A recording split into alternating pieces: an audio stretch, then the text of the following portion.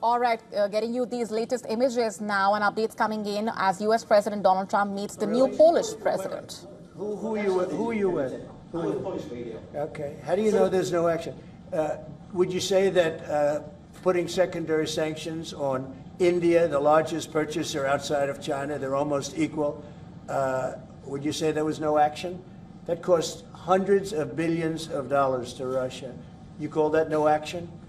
And I haven't done phase 2 yet or phase 3. But when you say there's no action, I think you ought to get yourself a new job, because if you remember, 2 weeks ago I said, if India buys, India's got big problems, and that's what happened. So don't tell me about that. Go ahead. Mr. President, right now, there have been survivors of Jeffrey Epstein speaking at a press conference on Capitol Hill. They're calling for these case files, these documents to be released. And Thomas Massie, who was sponsoring a discharge position to get the House to vote on releasing those documents, says he doesn't believe you're implicated in these files, but many of your friends and donors may be, and he says that's why the Justice Department is redacting them and slow-walking the release. Is the Justice Department protecting any friends or donors, sir? So this is a Democrat hoax that never ends. You know, it reminds me a little of the Kennedy situation. We gave him everything over and over again, more and more and more, and nobody's ever satisfied. From what I understand, I could check, but from what I understand, thousands of pages of documents have been given. But it's really a Democrat hoax, because they're trying to get people to talk about something that's totally irrelevant to the success that we've had as a nation since I've been president. Even if you look at D.C. right now, D.C., it's a totally safe zone. It's called a safe zone. That's a term. It's a term of art. It's a safe zone because it's very safe. You could walk down the street now and nothing's going to happen. No crime, no murders, no nothing. Because we had a lot of problems with certain places, and we still do. All run by Democrats, or for the most part run by Democrats. So what they're trying to do with the Epstein hoax is get people to talk about that instead of speaking about the tremendous success, like ending 7 wars. I ended 7 wars. Nobody's going to talk about, because they're going to talk about the Epstein whatever. I understand that we were subpoenaed to give files, and I understand we've given thousands of pages of files. And I know that no matter what you do, it's going to keep going. And I think it's enough, because I think we should talk about the greatness of our country and the success that we're having. I think we're probably having, according to what I read, even from 2 people in this room, we're having the most successful 8 months of any president ever. And that's what I want to talk about. That's what we should be talking about, not the Epstein hoax. When did you make a decision on Ukraine, Mr. President? Why not redacted, sir? I have no message to President Putin. He knows where I stand, and he'll make a decision one way or the other. Whatever his decision is, we'll either be happy about it or unhappy. And if we're unhappy about it, you'll see things happen. Venezuela, can you give us a sense of what the U.S. policy, or what you're trying to achieve with the aircraft carriers, or the boats, I should say, near Venezuela, and also the boat that you mentioned yesterday where 11 people were killed? What was found on that boat, and why were the men killed instead of taken into On the boat, you had massive amounts of drugs. We have tapes of them speaking. It was massive amounts of drugs coming into our country to kill a lot of people. And everybody fully understands that. In fact, you see it. You see the bags of drugs all over the boat. And they were hit. Obviously, they won't be doing it again. And I think a lot of other people won't be doing it again when they watch that tape. They're going to say, let's not do this. We have to protect our country, and we're going to. Venezuela's been a very bad actor. They've been, as you know, they've been sending millions of people into our country, many of them Tren de Aragua, some of the worst gangs, some of the worst people anywhere in the world in terms of gangs. And we had some in Washington, D.C. We took care of them very quickly, but they're out of here. They've gone. But Venezuela's been very bad, both in terms of drugs and sending some of the worst criminals anywhere in the world into our country. They emptied out, you don't know this, but they emptied out their prisons in Venezuela, and they emptied them out into the United States of America. And that's part of the problem we have. We're getting them out. We're getting them out rapidly, but it's caused a tremendous problem. And Pete and all of the people that are working very hard to rectify the stupidity of the Biden administration, allowing these people to pour into our country with open borders.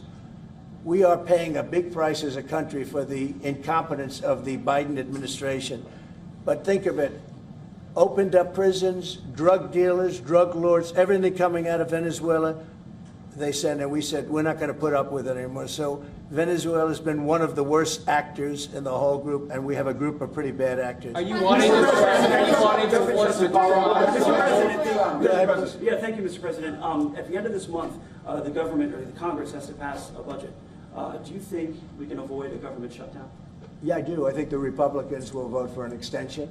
We won't have any Democrat votes. We could give the greatest budget ever. Tax cut of 50%, everybody taken care of, perfect for women, perfect for men, perfect for minorities, perfect for everything, and we wouldn't get one vote for the Democrats because they've lost their mind. They are so deranged. They have Trump derangement syndrome, and I don't want to burn the Republican Party with it, but they really are. They've become almost sick. They actually think there is a disease. It's called Trump derangement syndrome. They've got it. No matter what we did, no matter how good, you could give them everything that they've ever dreamed of, and you wouldn't get one vote. These are sick people, and I think we're going to have a tremendous midterm. We just approved the largest tax decrease in the history of our country. We have things, if you think of it, no tax on tips, no tax on Social Security for our seniors, no tax on overtime, deductions when you buy a car and you borrow money to buy a car. First time they've ever seen anything like this. Middle-income people get deductions. You get a deduction when you buy a car. Nobody's ever seen. And by the way, they're selling cars like crazy. Cars are pouring back because of the fact that we have tariffs. Cars are pouring back into our car plants are pouring back into our nation. They're coming from all over the world. They're coming back. You know, we lost about 54% of automobile manufacturing over a 30-year period, 35-year period. They're all coming back. I think they're coming back higher than ever before. We have AI going up. What we've done is amazing, and what we've passed is amazing. But the Democrats, I don't believe, will get one vote. It's very anti-crime. We want anti-crime. They're in favor of crime. We're against crime. You know, they gave us things like men playing in women's sports, open borders for everybody, transgender for everybody. I mean, they wanted transgender for all of the crazy things that they were saying. And, you know, people would say they're 80-20 issues. I say they were 97-3. I always say 97-3, and nobody knows who the three are. This is the best issue of all. They are against preventing crime. They are fighting us. I want to go into Chicago, and I have this incompetent governor that doesn't want us. Do you know that this weekend 72 people were shot in Chicago? I'm embarrassed to say it in front of the president of Poland. 11 people were killed. 72 people were shot. Last week, 7 people were killed in Chicago, a place which is probably your #1 place. I hate to say it. Yeah, a lot of Poles in Chicago. And we got to keep it safe. But 7 people were killed. The week before that, 5 people were killed, and 21 people were shot. This is in 3 weeks. So in 3 weeks, they lost almost 35 people were killed. It could have been stopped. If you look at Washington, D.C., 3 weeks ago, it was the same or worse. And now it's considered a totally safe zone. Restaurants are open. They're bustling. Restaurants, you have to see, restaurants were dying. Nobody wanted to go out. They didn't want to be attacked. They didn't want to be mugged. They didn't want to be attacked even in the restaurant. And you take a look at what's happened. Friends of mine that haven't gone to a restaurant in 4 years, one of them went out 5 times in the last 2 weeks to a restaurant with his family. They feel totally safe. Washington, D.C. is a totally safe city. You're not reporting any crime because there is none. They said crime is down 87%, and I said, no, it's not. It's down 100%. We have a great thing going. I could do that with Chicago. We could do that with New York. We could do it with Los Angeles. So we're making a determination now. Do we go to Chicago, or do we go to a place like New Orleans, where we have a great governor, Jeff Landry, who wants us to come in and straighten out a very nice section of this country that's become quite tough, quite bad. So we're going to be going to maybe Louisiana, and you have New Orleans, which has a crime problem. We'll straighten that out in about 2 weeks. It'll take us 2 weeks, easier than D.C. But we could straighten out Chicago. All they have to do is ask us to go into Chicago if we don't have the support of some of these politicians. But I'll tell you who is supporting us, the people of Chicago. And I sort of want them to let it be known. They have incompetent people. A guy like Gavin Newsom, he's the governor of a state that if we didn't go into Los Angeles with our soldiers, with our National Guard, you wouldn't even be having the Olympics there. They were going to take it. And remember this, your top law enforcement officer in Los Angeles said, there's no way we could have done this without President Trump coming in with the troops. We saved Los Angeles and we saved the Olympics. Thank you very much. I got this. Thank you, Andrew. Thank you. Mr. President, in regards to Gavin Newsom, would you be open to a congressional investigation in regards to the specific Palisades fire where it killed 12 seniors to see if there's any negligence on Gavin Newsom or Karen Bass in regards to those deaths? Well, I'll tell you, there's negligence on not getting people permits. That is negligent. We got all of the federal permits. Lee Zeldin, the federal permits are much more difficult. They were all gotten within 30 days. People could go build their houses. It's going to be years before they are allowed to build their house. And Karen Bass is grossly incompetent. And Newsom, this is a very incompetent guy. I watched him with the hands. I'm saying, what's going on with the hands? There's something wrong with him. You watch him. There's something wrong with this guy. But more importantly, he didn't allow the water to come from the Pacific Northwest. You know, they have tremendous amounts of water in California. People don't know. They send the water out to the Pacific Ocean. So I demanded it be open. If that were open during the fire, before the fire, you wouldn't have had the fire because all the sprinklers would have worked in the houses. They had no water. They had no water in the fire hydrants. You wouldn't have had the fires. It would have been put out after one house, two houses. But he stopped the water from coming in. And I had to send in the military to have that water opened after the fires. And now they have water, but he should have more because they've restricted, they still restricted. There's something wrong with these people. There's something really wrong. As to investigation, I view it as a gross incompetence. I view it as an ideology that's wrong. It's a radical left ideology. And if I didn't win this election, I think our country would be destroyed. I don't believe you'd be here right now, and our country would be destroyed. Yeah. Mr. President Trump, thank you, sir. What are the most important branches of interest between Poland and U.S. in your opinion? Well, it's just the relationship we have. I think there's a great trust and a great, more than most countries, more than almost any countries. We have some in a category that's very special, and Poland is in that category. We have a very special relationship. It's like the question about the soldiers that was asked. We never even thought in terms of removing soldiers from Poland. We do think about it with regard to other countries, but we would never know. We're with Poland all the way, and we will help Poland protect itself. I would like to add something. Yeah, of course, security is most important also for our relation. And I'm a historian, as you know, maybe, Mr. President. Sure. I'm a historian, and this is the first time in Polish history, in 20th century and the 21st century, that the Poles are happy that we have foreign soldiers in Poland. So the American soldiers are the part of our society nowadays. We have almost 10,000 soldiers, and this is the signal to the whole world and also to the Russian Federation that we are together.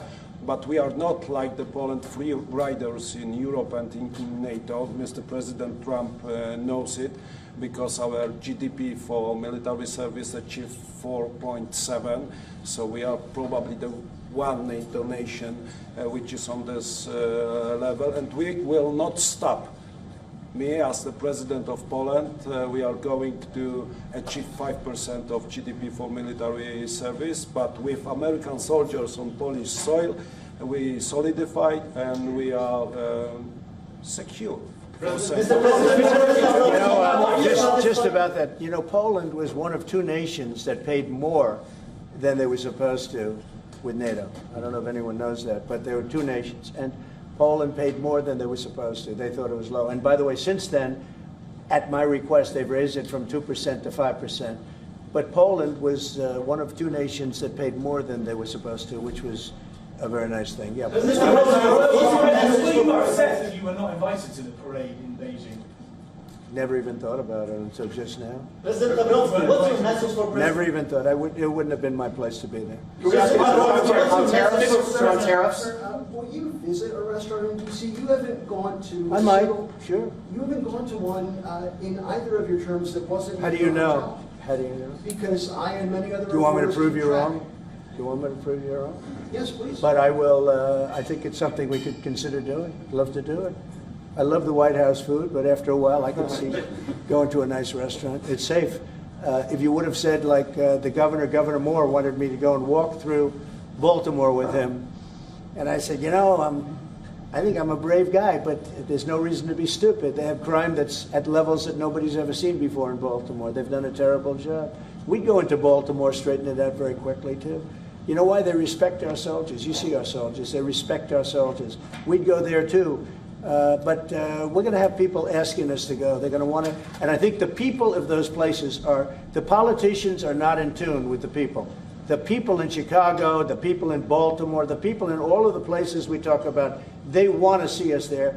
And I think we're pretty much waiting till we get asked and properly. Because we're doing them a big service. Yeah, please. You talked about how historic these tariffs have been, bringing in revenue, additional revenue for our country. You've also mentioned before they could possibly replace federal income tax. Possible. Do you think that's... Someday it's possible. It used to be. So if you go back to 1913 is when they ended tariffs. We were the richest ever from 1850. It was all tariffs. We didn't have income tax. 1850 to 1913. In the 1887s, about 1887, they had the Great National Tariff Act. And it was a group of people that got together because our country was so rich, they didn't know what to do with the money. We had so much money, they didn't know what to do. It was a group of very prominent people that were set up to hand out money to everybody because we were the richest we ever were. Proportionately, we were in 1887, around that time, even in 1913. We ended them in 1913. How did that work out? And then we went to the income tax system, and then we had the Depression. And by the way, a lot of people try and say that, oh, tariffs with the Depression. No, they ended in 1913, and then we went to income tax, and then in 1929 you had the Depression. They did try and bring it back in 1931-32, but the Depression had long started, and this poor, beautiful nation was gone. It was gone. We suffered for 25 years. It took 25, 30 years to really recover from the Depression. And we don't ever want to see that happen again. The tariffs are vital to the success of this country. When I say I ended 7 wars, at least half of those wars were ended because of the power of tariffs. I was able to say, well, we're not doing any business with you, or if you're going to war, we're putting a big tariff on you. And all of a sudden they announced that the war was settled. I settled 7 different wars, one going 31 years, look at the Congo and Rwanda, look at that, 31 years, 10 million people dead, I got it settled. And a little bit of that one, less than in some cases, had to do with trade and had to do with tariffs. So, you know, tariffs are vital to our country. And just so you know, other countries use them on us, but I just used them a lot better. We're in a much better position.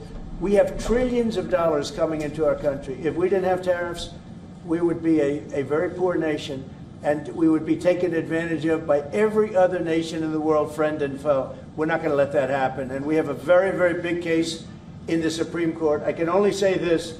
Our country has a chance to be unbelievably rich again, but it can also be unbelievably poor again.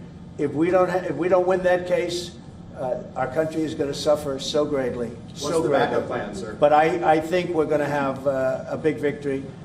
Even if you look at the people that brought the case, they're foreign-oriented. They're foreign. Countries have taken advantage of the United States for so many years.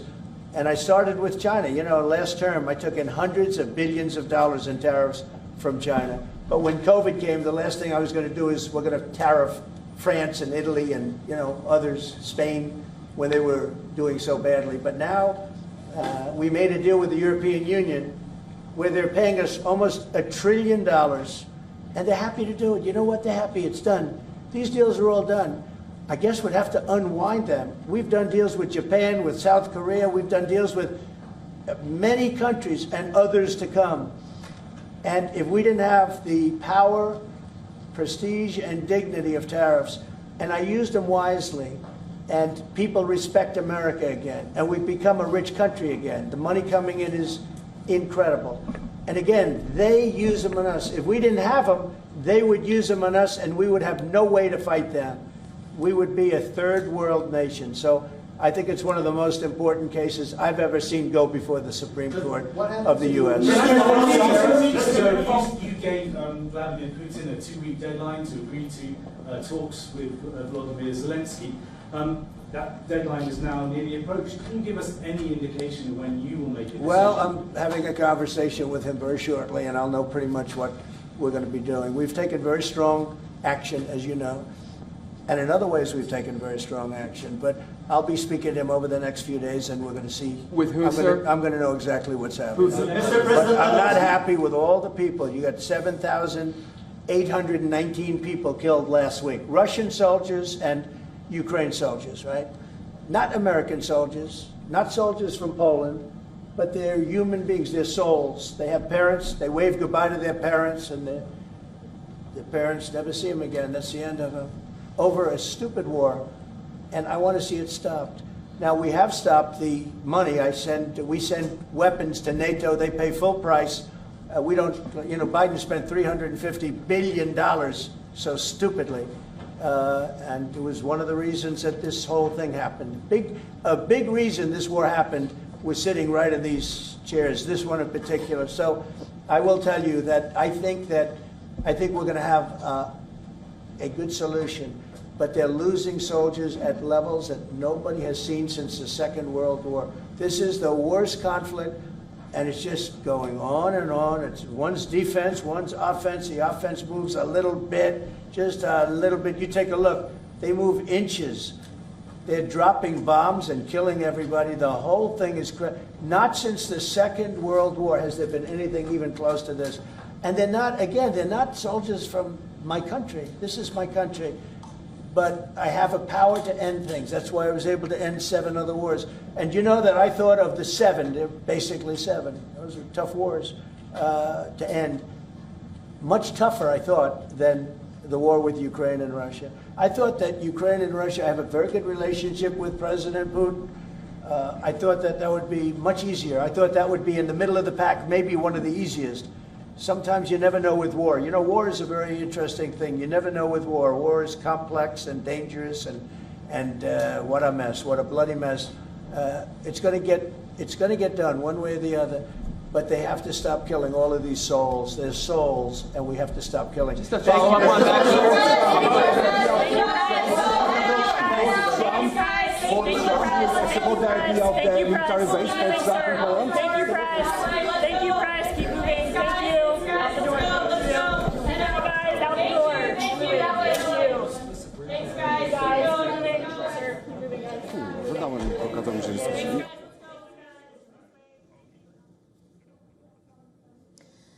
All right, U.S. President Donald Trump with the Polish leader, of course, talking about the relationship between the United States and Poland, but also making a series of crucial statements ranging from how he has no message for the Russian President Vladimir Putin, saying that, quote unquote, he knows where I stand. Also going ahead to say that if they are not happy with what Putin does or decides, you will see things happen, quote unquote.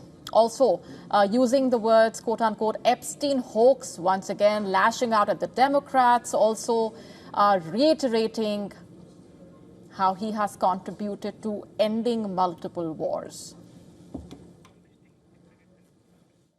To stay up to speed with the latest news, download the WION app and subscribe to our YouTube channel.